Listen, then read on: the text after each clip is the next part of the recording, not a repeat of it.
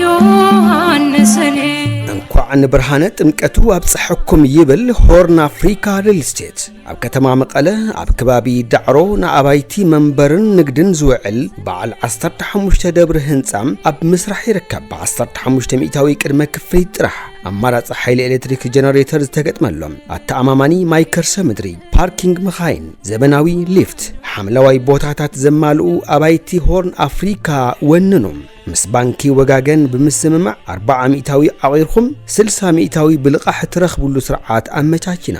ብፍላይ ዲያስፖራ ኣብ ክንዳኹም ዘመናዊ ኣባይቲ መንበርን ንግድን ብጽፈት ሰሪሕና ጣጥኦም ዝወድኡ ገዛውቲ ክነረክበኩም ኢና። ዝተጀመረ ህንጸት ሪል ስቴት ንምስላጥ ብውሳነ ራብዓይ ሓፈሻዊ ጉባኤ ዘይተኸፍለ ኣክስዮን ዘለኩም ኣብ ውሽጢ 3 ወርሒ ክፍሊትኩም ክትውድኡ ነዘኻኽር። ሰናይ በዓል። ማሕበር ኣክስዮን ኮንስትራክሽን ንግድን ኢንዱስትሪን ሆርን አፍሪካ